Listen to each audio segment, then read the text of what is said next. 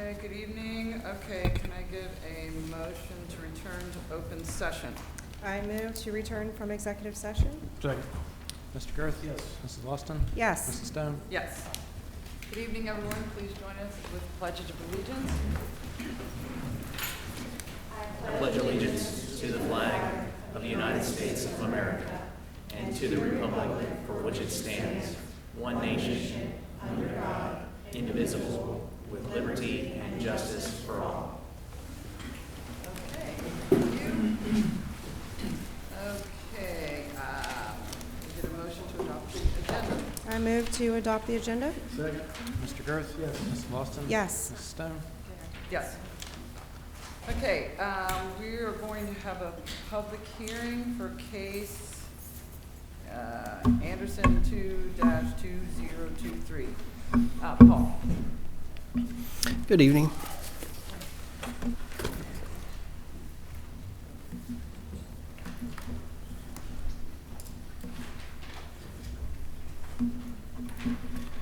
So this is a public hearing for case 2023 LUP, which stands for Land Use Plan. The applicant is Josh Blatt on behalf of John Henry Holmes, who's representing the property owner 8 Mile Development Company, LLC. The location is at 1291 and 1303 8 Mile Road, and the current zoning of that property is C single family. The request tonight is to consider a comprehensive plan future land use map amendment for these two properties on 8 Mile. The current land use designation is single family in the comp plan, and the request is to change it to transitional residence. With this request, the overall plan includes both 1291 and 1303 8 Mile Road, but the larger development would be proposed for 1267 and 1297 8 Mile, as well as a separate parcel 1481 for an overall development that would be a townhouse development. So a little bit of the site history for these two properties.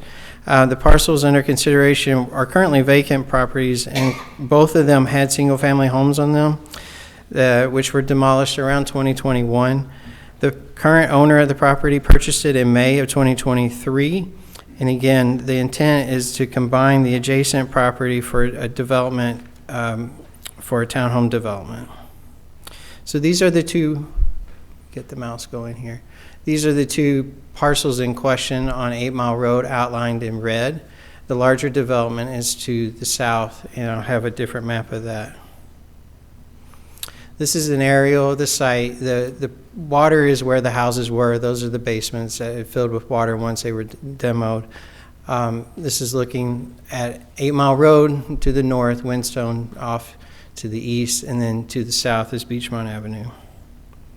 So this is the future land use map in our comprehensive plan. Again, the property in question for tonight is outlined in red. It's currently identified as single-family residence. As you can see, that lighter yellow to the north and to the east is single-family. To the south is that orange color. That's a transitional residence. A transitional residence is somewhat broad. It doesn't define density, but it identifies areas, basically like it says, to transition from a more intense use to a less intense use. So in this particular area, the idea is a step down in development from more intense retail, commercial, office on Beachmont to, I wouldn't say higher density, but a higher density than single family, and then step down to the single family to the north. The brown is transitional mixed use. The difference between the two, transitional mixed use and transitional residence, transitional mixed use does allow for smaller office retail development, but it doesn't allow for attached housing, whereas transitional residence only allows for housing, and it does allow for attached housing, and that is what is proposed for this development. So again, the request tonight is a change in this map from the light yellow single family to the orange, which would be transitional residence. These are some site photos. This is looking to the west down Cherry Lane, so standing near 8 Mile. So this is Cherry Lane here. We have single family homes on the south side of Cherry Lane. This is a drone shot looking generally in the same direction. This is looking north along 8 Mile. You can see the driveway to one of the homes that was formerly there. again, looking generally in the southwest, these are the homes right through here that are on Cherry Lane and then Beachmont Avenue. This is a site photo looking generally in the west. And this is looking north along 8 Mile Road, looking back toward Cherry Lane and the site. These were taken in September of this year. This one was recently or more recent in October. And this is looking to the east on 8 Mile Road. So these are the homes on the east side of 8 Mile. As you're traveling, if you're traveling to the left of the slide, that's traveling to the north. To the right would be Beachmont Avenue. So this is the plat of the site, a survey of the site. These two parcels are the ones under consideration tonight. And then the larger development would consist of these parcels here. Sorry, the mouse is a little slow. The site in question tonight is just shy of an acre. This would be the proposed development. So as far as the process, again, the applicant is first requesting a change in our future land use map in order to request a zone change for the property. The first step in a zone change is to look at the future land use map, and if they're not consistent, then it's generally voted against. So that this is the first step. So tonight is not the meeting to discuss the development completely as far as the complete details, the setbacks, the style of the building. The purpose of tonight's meeting is to determine if a transitional residence future land use on these two parcels is appropriate for this specific area.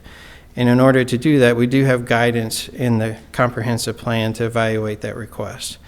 But the applicant did provide a development plan so that you would have a sense of what their intentions are, which are a private drive, which comes, and this is the landscape plan, it's a little closer up. So this is a private drive that would come in off of 8 Mile Road. There would be 2 rows of townhouses, 6 buildings total, but the building facing 8 Mile would have a front appearance toward 8 Mile and rear entry garages. The building behind that would have front entry garages, and they would both share this private drive. These buildings here, a set of 4 buildings, 6 units in each building, would have front entry garages off of the private drive, and then a T-turnaround, and then the detention basin on the far western end of the site. The applicant is also proposing a buffer along Cherry Lane to buffer the townhouses from Cherry Lane and vice versa, the homes from Cherry Lane to the backs of the townhouses. Same way up here, there is an area that is proposed to remain undisturbed to preserve some of the existing vegetation on the site. And again, the detention basin is proposed to be toward the west. These are a rendering looking from 8 Mile. Again, these are the ones that would have rear entry garages. And then this is kind of a style of the front entry garages. These are townhouse development, 2-story with a garage, and they are proposed to be rental. So as I mentioned, the comprehensive plan does give us, and let me back up a little bit on the site history. They were purchased, or this property was purchased in 2023, but there has been multiple developments for this particular property in general.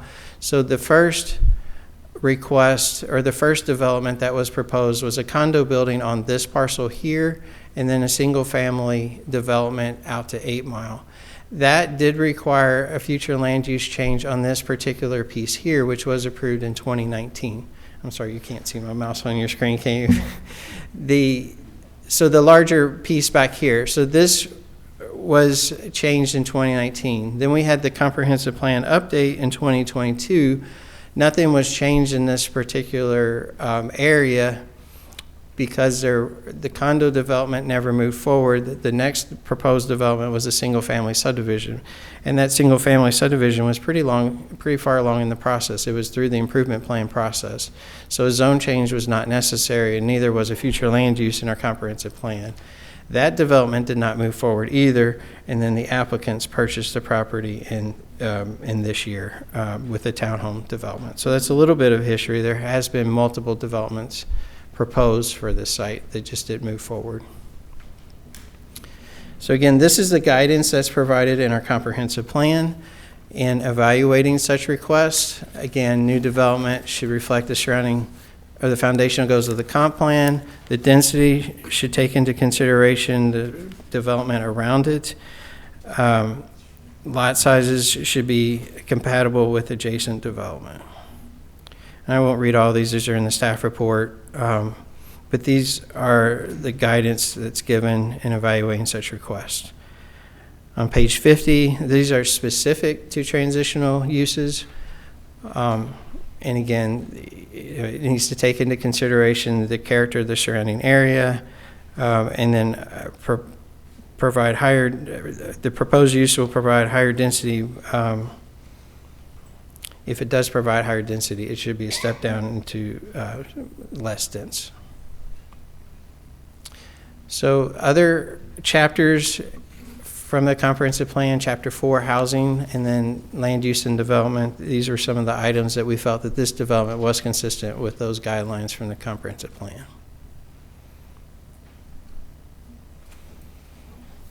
Again, I won't go through all of those.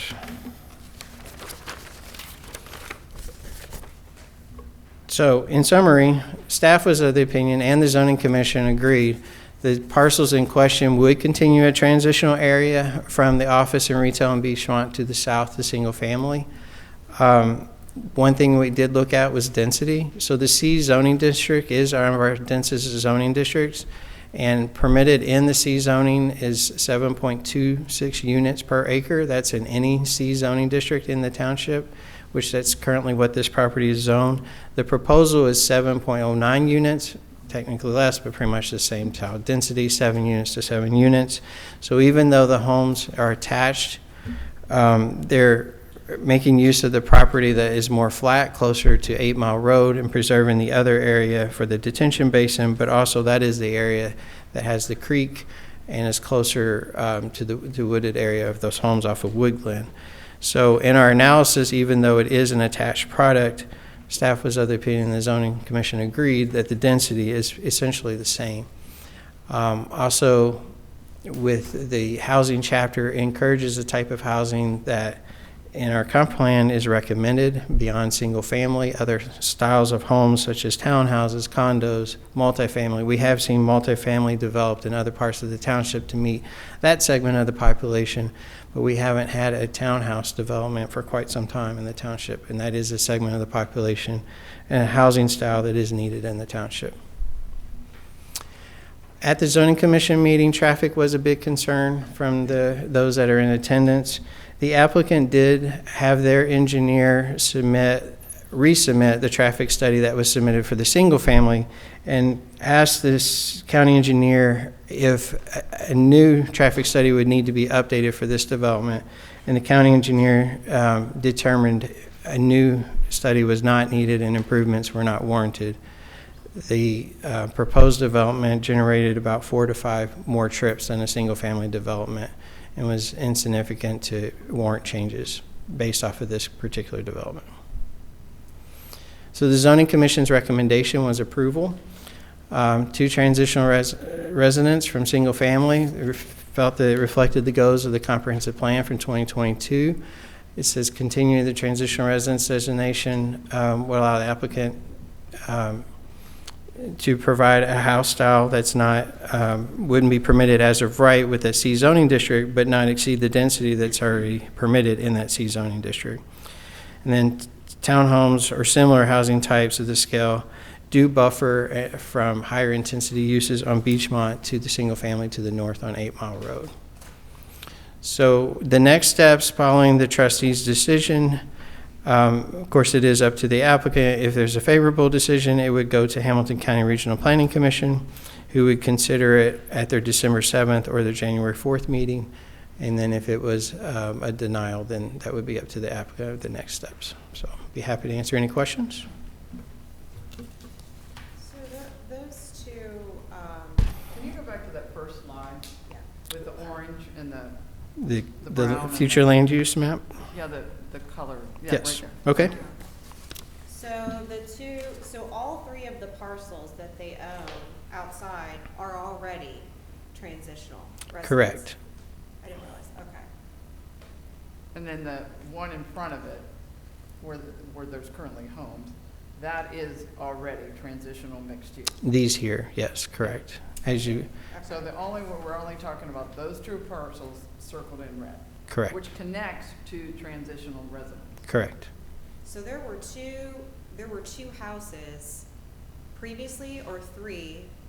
How many houses were in this? So in this particular area, there was a house on each one of these Okay. lots. And then there was a house here as well.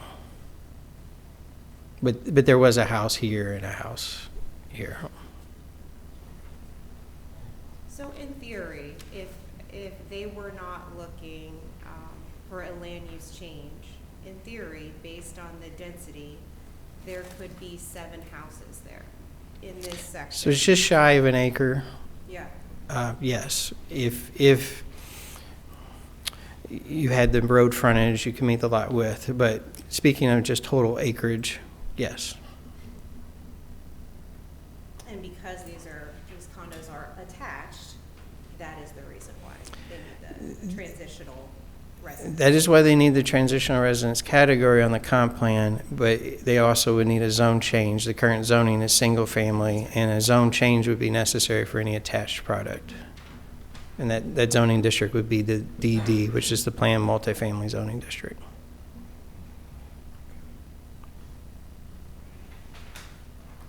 Josh, you have any questions yet, or you want to wait till? No, I don't think so. Okay. Okay. Now we will open it up, right? To the applicant. So, yep, If you had questions for the applicant. Do you want your PowerPoint, or do you want to work off of this one?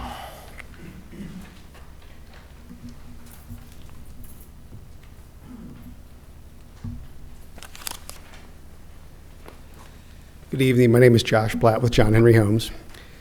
Paul did such a great job. I'm going to have to kind of throw my notes out so you guys don't hear the same things twice.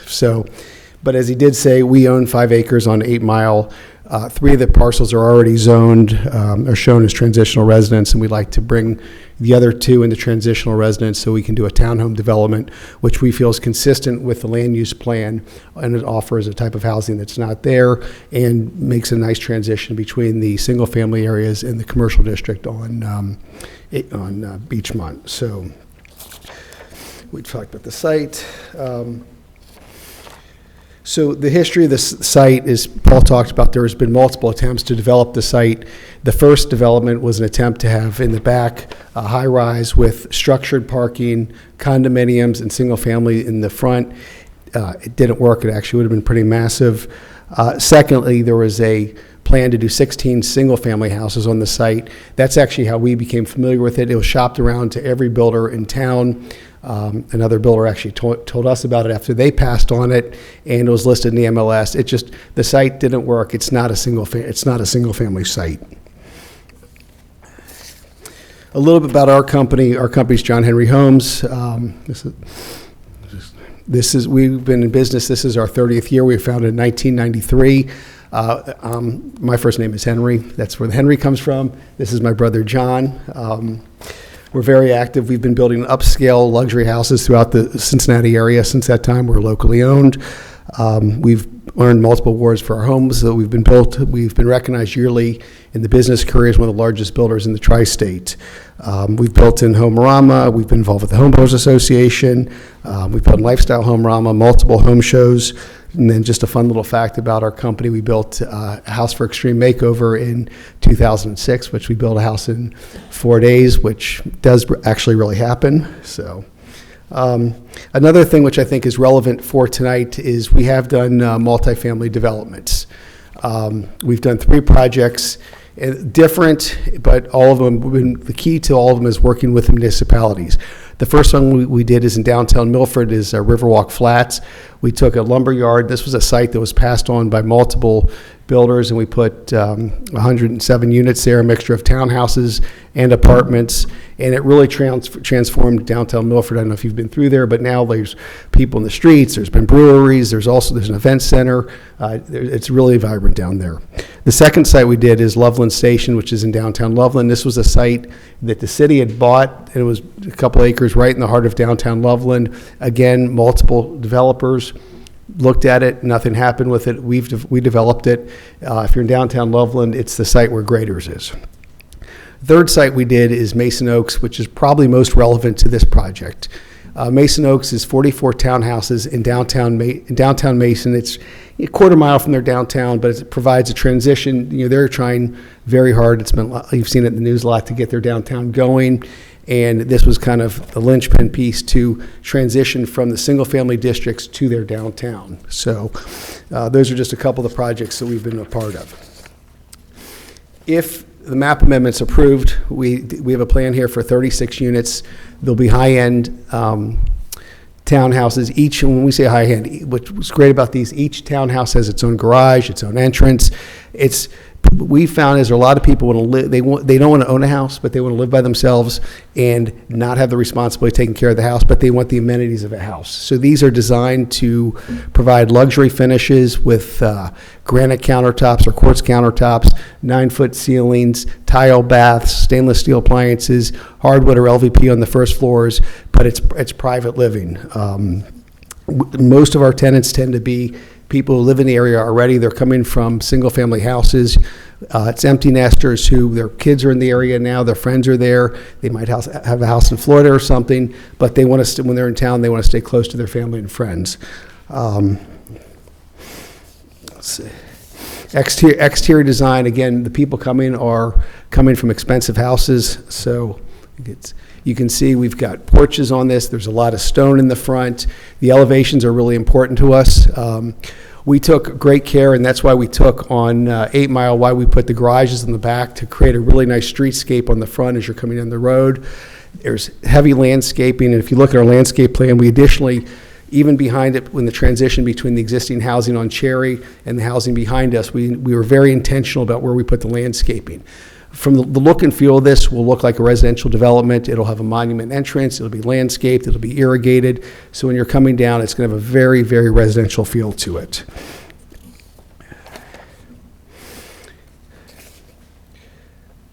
Let's see. We've had, just process-wise, we did have in September, we had an open house where we met with neighbors to come in and talk about the project. Zoning Commission last month. And the issue, and we did hear from the residents brought up concerns about traffic on 8 Mile. The next day, we immediately contacted our engineer. There was a traffic study that we did have, and we said, is this applicable? And she took the study, she looked at it, she analyzed it, and then she took the traffic study too. She went back to Hamilton County to verify that the traffic study was relevant. And again, as Paul said, the conclusion was the changes are really minimal, and even what we're doing overall is not impactful to the traffic on 8 Mile. So we do listen. We heard from the neighbors, and we heard their concerns, and we followed up with them. So I think that covers our points, but thank you. We appreciate taking the time. Okay, now is there anyone here that would like to comment on this? Someone from the public? This is not our normal public hearing. This is just on this issue. Yeah, come on up.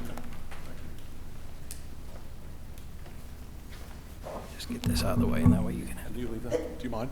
Or at least can that map stay up? Sure. Yeah. Thanks.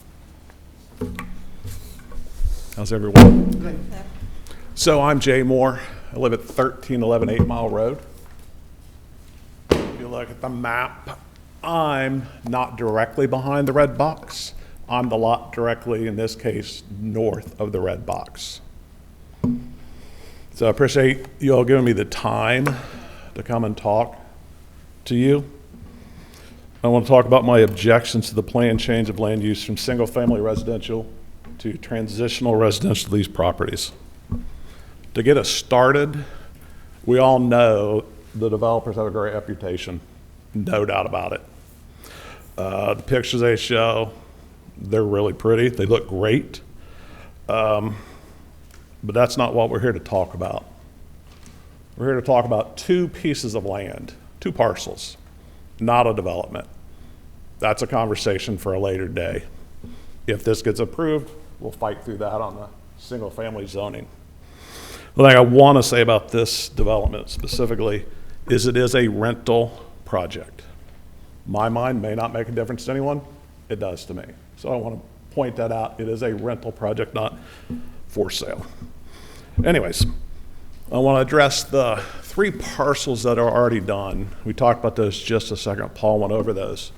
So they were approved in 2019. They're involved in this development. Background on that, as some of you know, some of you don't know, they're owned by Dr. Rogers, dentist. A lot of us, myself included, use him as a dentist. Went through a land use process. Thought, great, first I'm not really gonna aggravate the guy that works my mouth too bad. Made sense. I heard what was the land use, my notes say, not a big deal. You know, we'll do the land use, go ahead and let it approve, then we'll get into single family zoning. We'll fight through that. It's like, yeah, okay, big deal. Well, as we've been told, he couldn't work a deal out, right? Money, whatever, COVID, who knows? He couldn't get it done, shopped it. But those 3 parcels that had a home on them or homes on them that were torn down now have their land use changed more or less forever. And that's what we're asking to do again tonight on 2 parcels, to change the land use from something that's been forever, just because we'll say is a development deal. So I like to say that, you know, the assumption I made, it was just wrong, because I thought, oh, okay, this is easy, he's a great guy, good guy, and he really is. Makes sense. A lot of the neighbors are like, yeah, this will flow through. So, you know, we were wrong about that. And I got thinking about, it's a big deal to me and my neighbors. And I got looking, and the new stuff came out, my book that I was looking at. And it turns out that the township does a comprehensive plan review every 5 years on everything in the township of what the plan is. I believe it says for a 20-year time frame, and we update it every 5 years. So I have no idea what the township spends on that. Not a clue. But from the stats from the plan, it tells me there were 1,470 participants on the land use plan that was just published in 2022, so a little bit over a year ago.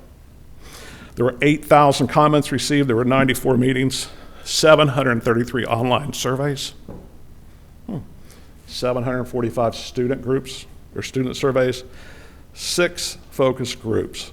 Long and short, there was a lot of time and all of our money spent to update the comprehensive plan, and we just did it. That's a really big deal that guides the township's future, sets goals for the next 5 years. Again, when it happened, those 2 parcels, the picture Paul showed, they had ponds in them because the house has already been torn down, grass is growing up, looks a mess. I kind of like it because the animals come out, but regardless, they are completely vacant. So all of these thousands of people that looked at this never thought, you know what, we need to change these 2 parcels into transitional use because the ones beside it are. Nobody said that. There was a developer working on the deal then. He didn't come or she didn't come and say, oh yeah, we need to change this. Nobody said that. All right, so I don't know why the people working on a comprehensive plan didn't do that. Not a clue. I can guess that they were looking at me like transitional is transitional. Transitional, even though our map up here shows in the dark brown area that's transitional mixed use, those are all single family homes on the entire Cherry Lane. There's the buffer between Beachmont Avenue and the rest of the neighborhood, it's Cherry Lane, it's already there. Home's been there, I don't know how long, our home's been there since 47, so they've been there a long time. You look at those lots, look around them, if we zoomed out, you look in 4 directions, north, south, east, west. Every direction are single family homes. They're well maintained, diverse, owner occupied. They're not McMansions. Some are 2 stories, some are 1 stories. There are no apartments. but they are different. And they're also, can be considered, some are transitional homes as they're a little bit more expensive. Some of them could be considered starter homes. So it's not all the same. We do have a nice mix of use, single-family homes. So I asked myself, okay, we spent all these people, they spent a lot of time working on this comprehensive plan, and they made a well-informed, well-thought-through decision. It was based on facts and data that they'd spent a long time on and paid a lot of money people to do it, and it wasn't being driven by a development deal or passion. So I don't know why the choice was made, but I haven't seen any new facts that would change what the work that they'd already done. And that would suggest that we should overrule that. Now, I just took 5 minutes of your all's lives to tell you something that I told to the zoning board, and 3 of the 5 disagreed. So I didn't do a very good job. So I make the same pitch to you all, because now there's only 3 instead of 5, and maybe I can convince 2. But they didn't disagree, right? And their job's come to you and say, you need to approve this. And I'm thinking, well, I need some new facts. So I only came up with 3 other thoughts I want to share. 4 really, but 3. 1, if you look at the map, part of what I heard in the zoning board was, it's 2 lots. What's the big deal? We'll just make it yellow. You know, like the other ones. Okay. So then I say, the first thing to think about is, what's the big deal right behind that lot? Just to turn it yellow too. So yeah, I just take Greg's back there behind me. We'll just take Greg's property. We'll just turn it into transitional use, I think. Okay, point 2. As soon as they do that to his property, my property north of that, I'm gonna be like, we might as well do mine too. Because now what's the highest best use of my property? Transitional mixed use, right? It is. So, and that's, I mean, to be honest, that's kind of my biggest concern, is that why wouldn't I do that? Why wouldn't my neighbors do that? Because we're looking at a map, it's like, what's the big deal? We'll just turn it yellow. It is a big deal because it's a well-established neighborhood. None of what I just said was on a comprehensive plan. It was just an idea. And if we can talk some people into it, why not? So, what is the big deal? The big deal is that undevelopment happens. We're not acting in accordance with a good plan. In this case, a comprehensive plan. Instead, we're acting in accordance with what seems right or feels right at the moment. So, you know, I just call that ad hoc development, which most of us don't want. So, all right, I'm gonna wrap up. I just wanna say a couple of things. So I'm very specifically asking the 3 trustees to vote against this change in land use. I'm not asking you blindly. I know that they're trying to make a deal financially viable. I'm completely understand that's what the ask is for.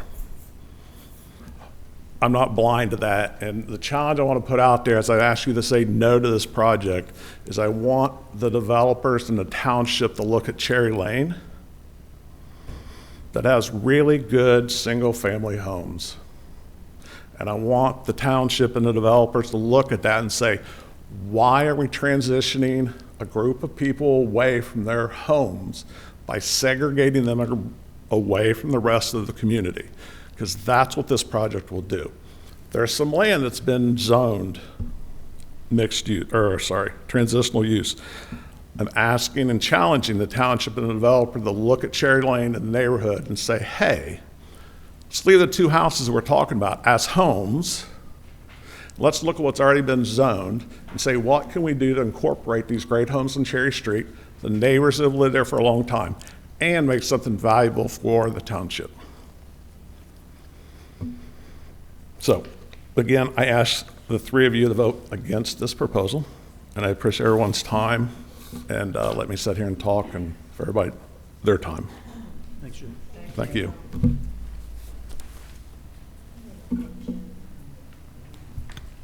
Anyone else?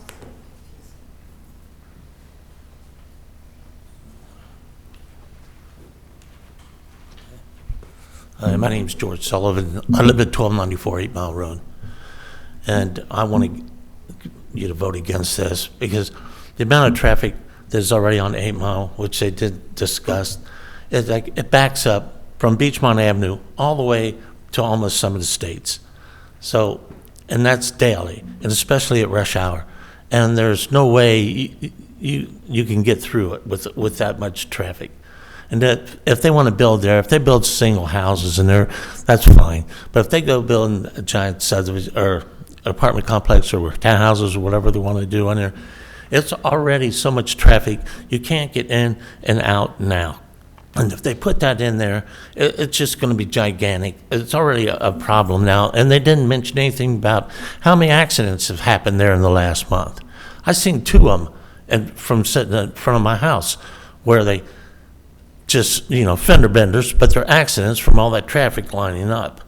And by putting more traffic in there, there's like when the kids walk home from school, it's kind of, to me, it looks dangerous because they're walking from some estates on up past my house, and you see them, and you see all that traffic, and a lot of times I'll see them stopping, and the traffic stopping, and which is dangerous.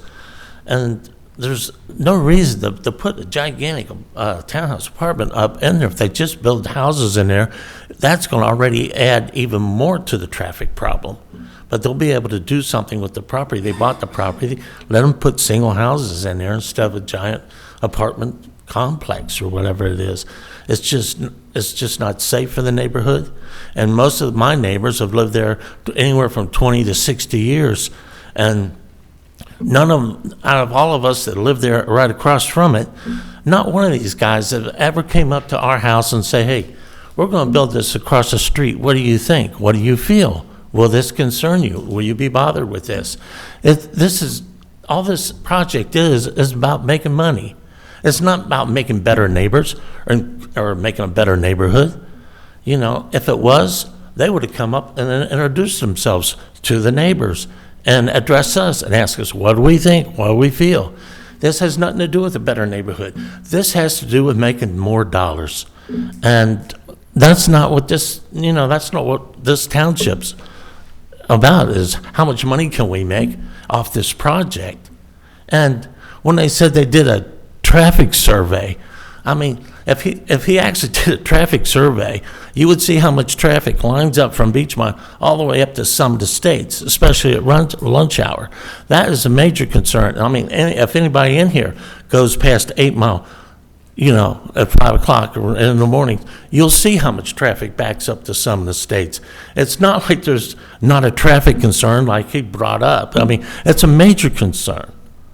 And it's like, they want to do something with the property, fine, build the single houses in there, but we don't need a giant complex in there.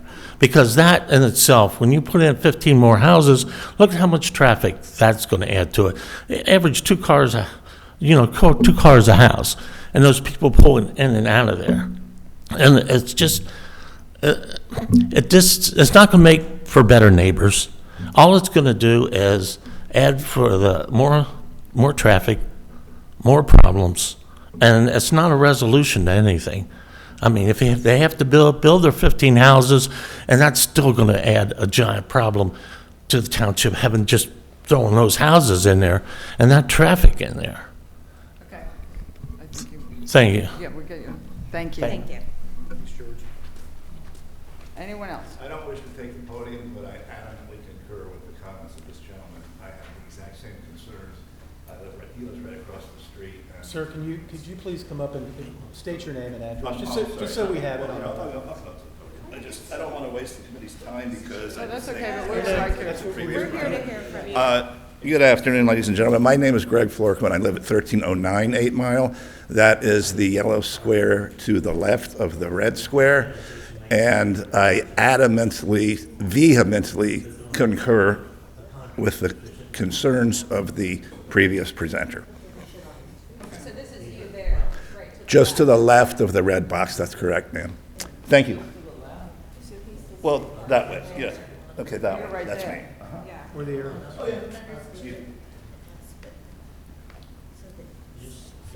this. If I'm looking at this. Okay, anyone else?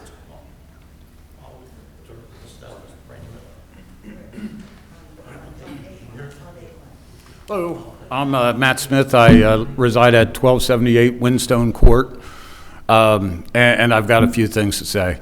First off, someone said that someone determined that traffic study wasn't needed. If I had a red flag, I'd throw it. Traffic's terrible. I personally I've been in one accident in 25 years, and it was there at 8 Mile and Beachmont. Someone was rushing, jumped the double yellow line so they could get to the turn signal, to the green arrow. And he was easily doing 50 while I'm pulling out of Speedway.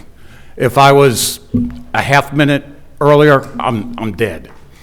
Okay, so if someone says that doesn't need to be addressed, they don't know what they're talking about. And if you want, I've got a picture I'll email you. When I go up, I get my daughter off the bus at 3:52, and by that time, traffic's already backing up, and the school buses, don't help any. And then by 5 o'clock, if I want to, I take my life into my hands making a left-hand turn out of Windstone because the traffic is so bad. And half the time anymore, I don't turn left. I can't turn left. I turn right, and I go up to Clough, and I find alternate routes to where I need to go.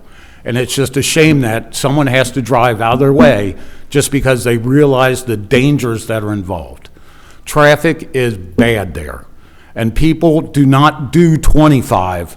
They frequently are not doing 35. Once they get to that light at Beachmont and they're tired of waiting, they are gunning it, and they're doing 50. And I, with due respect to the police officers, they do a great job. They can't be everywhere, but you know what? It's just a disaster. The other thing is what I see. I've only lived here 15 years. Okay, so I'm a newbie, but what I see here is, we're going to transition this lot and this lot and this lot. You know what? The reason I moved out here was because it was not the city. It was the quality of life I was looking for. I don't want to be jammed on top of people. I don't want a ton of traffic. Okay? You want to talk about quality of life? I don't see how this is going to help me, my family, or my neighbors. Yes, I understand we'll get some added tax revenue. That's great. I don't think I'm going to see a cut in my taxes because of it. So, look, we pay enough in taxes. We shouldn't have to keep doing this development to say we need more taxes. We pay enough. And that's all I got. Thank you. Thank you. Anyone else? Okay. I think someone's coming up. Oh, sorry. Okay, coming in from the left side, oh, actually the right side. Marvin Conley, 1251 Windstone Court. That's the street that's up top up there. We have 22 residents in there. And there's plenty of times when you're sitting there to turn left when traffic is such a mess, unless there are very nice people, and sometimes they're not. There's no way in the world you're going to get out of there with traffic backed up, clean to North Fork or past. Everybody does turn right. I'm the Homeowners Association president. Many of these people, there's about 4 people that's been there since it's been in there, but we've had residents that have left purposefully because of that. They can't get out of the place. So there's not been a traffic study done. I think that's baloney. I think there needs to be one just for the simple fact that the traffic that's coming out of Speedway, wait a minute, the traffic is going into Speedway. You know, when you're turning north off of Beachmont onto 8 Mile and you're trying to get into Speedway, unless somebody's nice enough to let you in there, there's been plenty of wrecks there. Also going south, if you try to turn south out of our street, it's ridiculous many times during the day. So if there hasn't been a case study, I'd like to see one taken care of. Thank you. Thank you. Just to clarify, has there been a traffic study? Because that's now twice someone said there wasn't a study, right? Well, So, I mean, just to clarify, with new developments, depending on what roadway you're on, this is a county road, so it'd be the county engineer's authority. They may or may not require a traffic impact study depending on the amount of traffic generated by that development. So seems to be a little confusion. That Hamilton County was not going to require an updated traffic impact study from this development. They didn't study the whole 8 Mile Beachmont corridor. That wasn't that's not the process per se. So they're not saying there's no problem with the traffic. They're not saying there's no problem. They're saying the impact from this versus the single family. Is that what they're saying? So they're saying the impact of this development is insignificant enough to not require the developer to make improvements. So this development is not going to make the problem worse. That would require the developer to make improvements to the roadway. Okay, but the previous developer, the one that went away, there was a traffic study on that one, It's a correct? traffic impact study, yes. And that traffic impact study was for a single-family subdivision of 16 lots. Right. So the current applicant took that study back to the county engineer's office with 36 units, townhomes, and the county engineer determined that there was an impact of 4 to 5 additional trips, but it didn't warrant improvements to 8 Mile Road. So improvements would be like a turn lane, or in this situation, it's too close to Beachmont to have a signal. The distance, there's a signal at Northport, a signal here at Beachmont. It's too close. But the county engineer determined the improvements were not necessary. That's not to say that a study of the entire corridor could or shouldn't be done. And we have looked at the intersection of Clough and 8 Mile to see if there are improvements that the township could consider at that particular intersection. And we also worked with ODOT in doing the turn lane off of Beachmont to go north onto 8 Mile. The lanes were shifted to allow for that turn lane in this particular. So improvements have been made at this intersection. There's a turn lane off. On Beachmont to go north on 8 Mile. Is that a right turn on red? It's not a right turn. I mean, I think right turn on reds are It's the dedicated right turn it's a lane heading dedicated right westbound. yeah. It's the dedicated right turn lane heading westbound. So ODOT with the township, we closed 4 driveways in that vicinity and added that right turn lane when we restriped the roadway back in 2020. So that added capacity on Beachmont Avenue. That actually impacted, that provides more green time onto 8 Miles. The same concept as the CFI.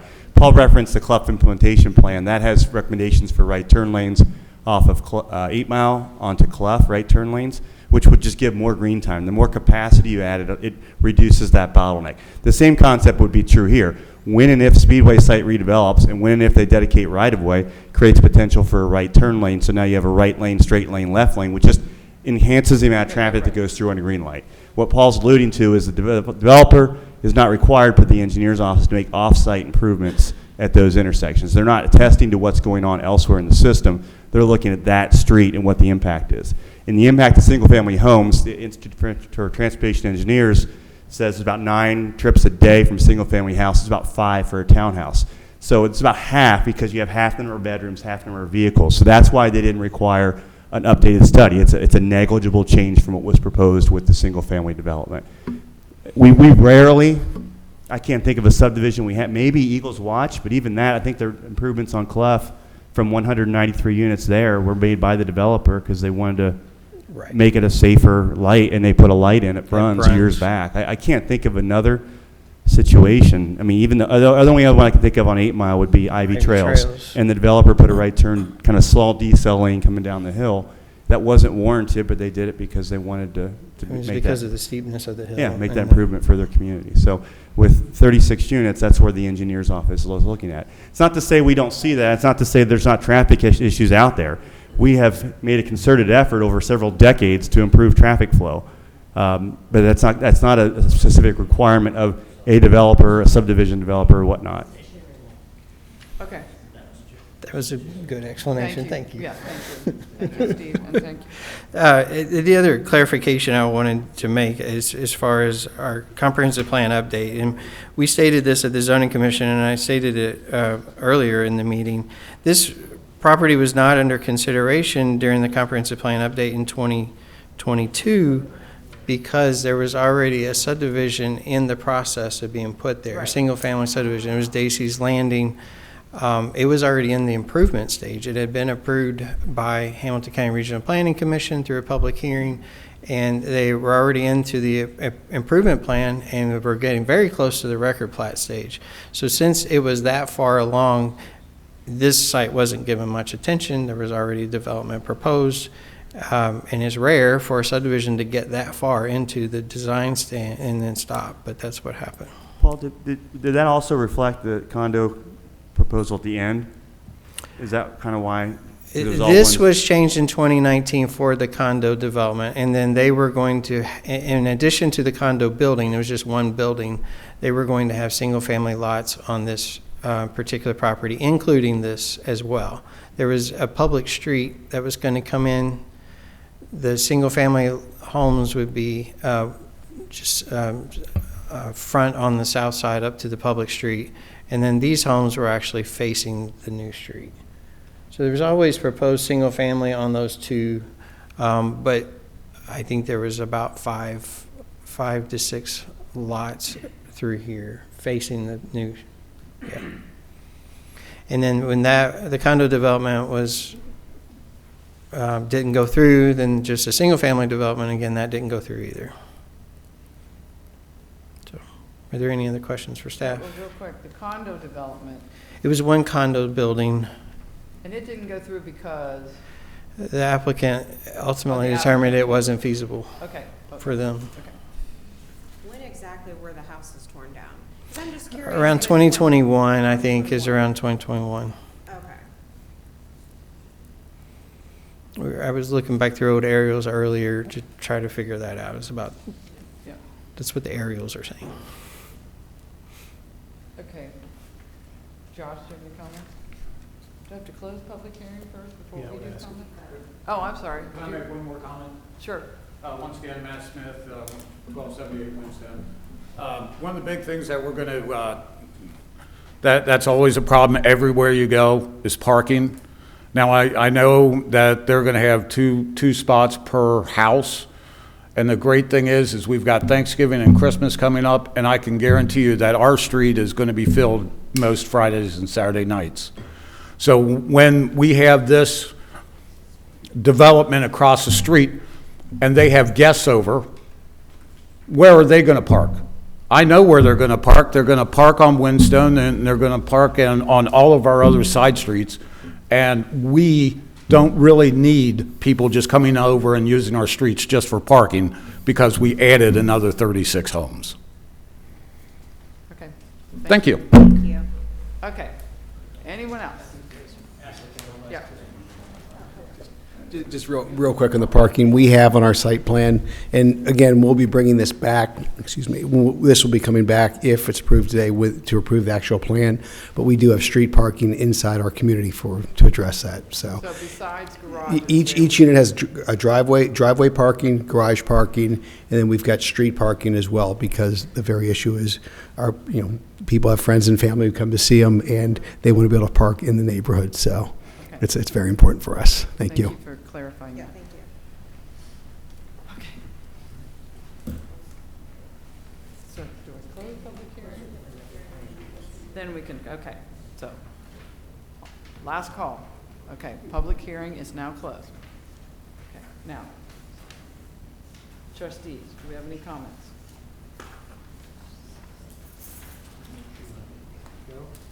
You can go, I just had a comment just on the, because, Mr. Moore, you talked about the comp plan and, the number of hours looked at. I've been the trustee liaison on that, for the last two comp plans in 16 and whenever. The last two, Yeah. I've been the trustee liaison. And I want to just say, all those people, and we did, that was during COVID, so a lot of that was done via Zoom, but we did have some public meetings. In those meetings, all those people involved, the residents, we're not going and looking at every single piece of property. That's just not the way it's done. It's an overall what do you want the township to look like? Now, the staff will go in then and look at the map, but the individuals involved, all those volunteers, they didn't go in and look at every single piece of property. I just want to clarify that, of how the comp plan is done, so. Thank you for sharing that. That is true. Yeah, I think, thank you for all of the comments and for the extra information, just knowing the whole picture of understanding exactly what was there before, and also just understanding that tonight isn't deciding what exactly that, if that were approved, what it would look like. That is a whole separate conversation of buffers and trees and parking and even the number of exactly the buildings and all of that. Tonight would just be changing that from single family use to traditional is what I just wanted to clarify. I also appreciate you guys being here and all the comments. I've lived in this township for a long time. I live off of 8 Mile, so I drive right past your houses every single day. And I know it gets busy. And George, I see you outside a lot, so I take it very serious because change, is not an easy thing. Jay, you mentioned a couple of things on the comment on rental product. I mean, you made the comment about the rental product, and I don't know if that was either for it or against it or kind of what you were saying, but that is what's going on these days. I mean, that's just what people are choosing to do. And we have tried to make a concerted effort through our comprehensive planning to try and figure out how to accommodate people that want to rent in our community. And we've got a couple of apartment buildings going up that everybody knows about. And I certainly think that there's areas for those that make sense, and I think the three that are going, the one in Stonegate that went up, 5 Mile and Skytop, make all the sense in the world for those bigger developments. So where do you stick other apartments? There's really not a whole lot of places to do it that I think are great in our township. But that is what people are moving towards. And the product is pretty nice. I mean, it's pretty nice. So you mentioned, well-maintained and diversity in your comments as well. And I think that transitional residence and what these developers are proposing is going to be well-maintained and diverse, and certainly different than what's been there for a long time, which is vacant land and honestly a dilapidated house. I mean, it was in really bad shape. And that stretch along 8 Mile has, there's been some problem properties along there. And this is going to change the look, the feel. It's putting in a sidewalk, greenery, landscaping, things that haven't been in that area for a long time. You made a great point about where does the creep stop? I mean, and I think that's a valid question because you're right, those two parcels are not zoned that. So what stops you from selling to the developer? I'm sorry, sir, I can't remember your name. Greg. What stops Greg from selling to the developer and that creep continuing? Well, the answer is nothing. I mean, if you want to sell to the developer, that's your right to do that. And then you can come back in here and try and petition us to change it. But I can tell you that in my particular feeling is that the reason why these two make more sense than the other ones is because these are attached to the larger parcel that is transitional residence. So, but I completely appreciate your opinion about that because in my mind, it stops where this is. I mean, going any further north makes absolutely no sense whatsoever for any further density than single-family housing. George, you mentioned traffic. I mean, the traffic, you're right. It does back up there. The traffic, it sounds like an impact study was done, and Hamilton County said, based on the 36 units that are going in there might be a few other cars, but doesn't warrant additional study. I don't know if that's true or not. I know everyone in this crowd probably thinks that's BS, but I can't question the county and their engineers in their decision not to do that. I mean, I'm not an expertise, so I have to take them at somewhat good faith that when they say things like that, that it is meaningful. You mentioned money and is it going to be neighborly?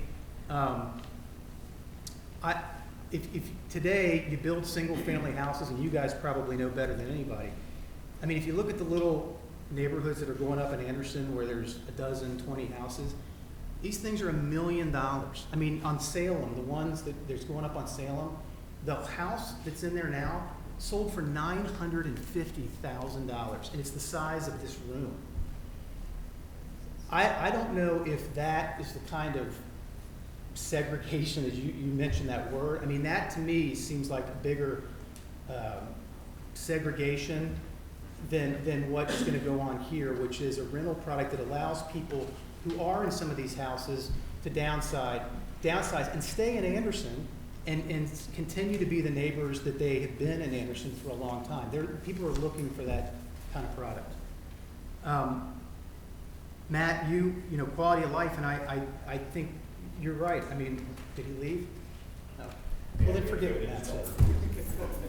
I guess he left. But that goes along with what Matt said, too, about quality of life. I mean, I think that and this product is what people are looking for in Anderson. We just don't have this option. And taxes, you know, he mentioned taxes. I mean, I know we pay a lot of taxes. I know, and we continue to pay more and more. And maybe Vicki or Steve, you can talk about the fact that the developments that have happened, and we try and be very mindful when things like this pop up, to make sure that they follow the guidelines, that there is buffering, there is landscaping, there is greenery that is saved. But the improvements over these properties, they do provide a source of revenue, there's no doubt about it, and they do help offset the township's costs going forward, such that we don't have to have as many levies. And Marvin, you know better than anybody, I mean, when it comes to police, fire, and safety, those things add up. I was gonna ask the same question that I think Matt asked when he came back, was parking. You know, where is the overflow gonna go? And I'm glad you answered it, but I think even if there was single-family housing on that street, you guys would probably end up with a few cars on Windstone from time to time.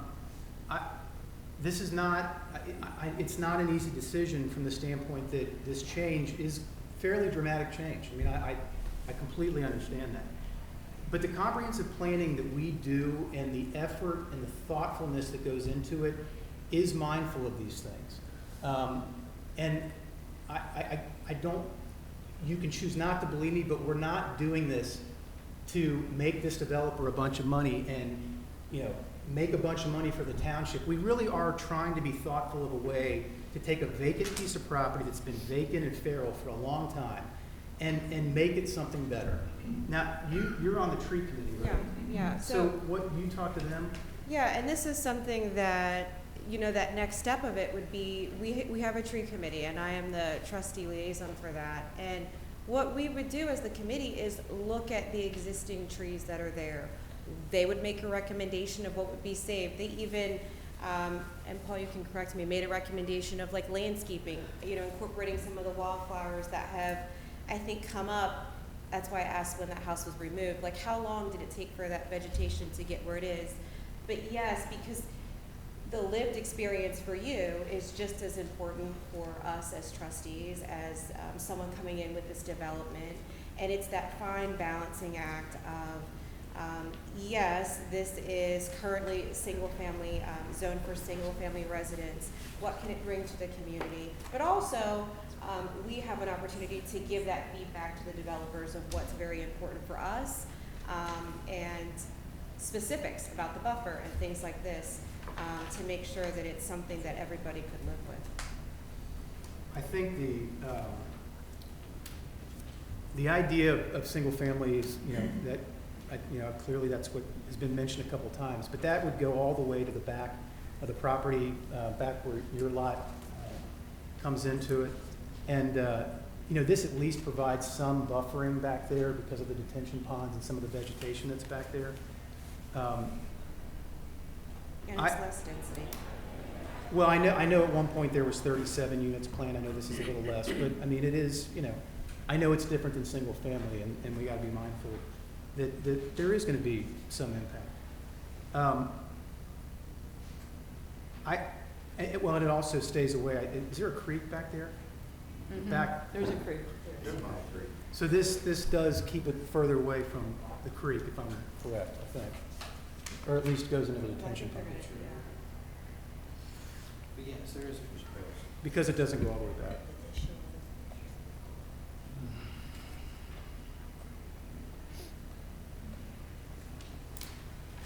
Is that it, Josh? Okay, yeah, yeah. Okay, well, thank you Okay. both. I think you both have covered most of my comments. And as Josh mentioned, I mean, we're Anderson Township. We do not have, and I don't want to get into the whole taxes. Someone says our taxes are already too high. It's like, yeah, I hear you. You know, we just passed a levy and everything else. But it's these kind of, we do not have an industrial base in this township. We never have. I remember sitting in the very first levy meeting I ever went to, and a guy came in and said, we don't have an industrial base. We don't get taxes from that. We're a township. We live on property taxes. We don't have an income tax. That's one reason why a lot of us live here. So anytime there's an improvement to a piece of property, the township gets money from that. And that's what we use to pay for, you know, the roads and the public works and everything we pay for, and the fire and the, you know, everything. So I understand that this is difficult, especially when it's in your backyard. But this is how we pay the freight here, is through improvements like this to a vacant piece of land. We will get more money from that is useful for all residents, so we don't have to go out for levy after levy after levy, hopefully. Not that there might not be some coming, but, you know, that is the way it works here, unfortunately. So I just wanted to add that on or reemphasize that. And I think that's all my comments. I just want to echo what's already been said. But I'll say it again, that isn't the only reason why we decide what we're doing is based on No, tax it's not. revenue. It's not that, this is not a money grab, but it is a fact of life. I mean, it's a fact of life in a township. That's, Well, And it's weighed, it's a decision, it's weighed heavily. The costs, the opportunity costs, and the benefits are all But- taken seriously. and, I mean, I know there's been a lot on Facebook, oh, there's so many developments, blah, blah, blah, blah. We also have 750 acres of green space in this township. We also take green space very seriously. I mean, we have used tax dollars to buy green space in the past. So we have a lot of parks. It's not That's protected, that's and it protected. cannot be touched. Right. So I just want to make sure that, you know, people realize that we do value our green space also. I understand people that want space and, you know, all that. So. You bring up the Park District, and Jay, you mentioned, I think you said something along the lines of, you know, ad hoc changes to the land use plan. And so, and I keep coming back to that because you're right, this is not part of the land use plan. Those two parcels are different. And I guess my feeling is because it's part of the ownership group of the rest of it, I feel a little differently about that. But I'll give you a perfect example of where we have spent thousands of hours and thousands of people, and that's Beach Acres. So Beach Acres, that the Park District, and I don't even think people know that here, just bought 17 acres. That was for transitional residents. I mean, the comprehensive plan earmarked the additional acreage, the remaining acreage is transitional residents. And the Park District bought it without, by the way, without anybody knowing about it. And is now, I mean, different than what was planned for this land use map. So change, I guess my point is it's kind of a working plan. It does change from time to time. But I personally, I mean, I don't know if they share the same sentiment. We have no interest in going any further north with anything other than what's already there, because there's a lot of established people along that corridor that live in some great houses, George being one of them, and I do miss your impatiens, and I wish you still had the impatiens under your fence that you used to have every year, because that was a great look along 8 Mile. It was one of the nice things along 8 Mile that you drove by every day. So I do feel that this is going to help enhance that area, even though there's going to be a few more cars. And I think overall, it fills a need in our township that residents have been asking for ever since I've been on this board. And I think that this helps fill that need. Okay, thank you. Okay, so now we have a Resolution. where is it? I'll start. I move to approve the land use map amendment to the 2022 Anderson Township Comprehensive Plan. Second. Mr. Gareth? Yes. Mrs. Austin? Yes. Mrs. Stone? Yes. Thank you all. Thank you you. all. We appreciate your coming. We appreciate your comments. There'll be a lot more discussions, I'm sure. You know, before you guys leave, the developer, so I know what happens next is now you have to drill down and submit plans and your, renderings and things like that. As you can see by the people in this room sitting behind you, they're going to be watching you like hawks. So you've promised to bring a great product. You've promised to do what you said you were going to do. I'm encouraged by the fact that you had an open house, that you submitted a pre-plan, that you've done some things proactively to show that you do care. But I can promise you, especially George, who lives across the street, is going to be watching you like a hawk. So all I'm saying is, please deliver what you promise you're going to deliver. Okay. Now on with the rest of the meeting. Gage. Gage. Is he here? If I could ask the board to pause for just a moment, I understand we need to stop the recording and then Do you restart. have another handed agenda? What do we have to do? If I could ask the board to pause for just a moment, our recording system, we can only record for so long. We need to stop the recording and then restart. It'll just be a moment.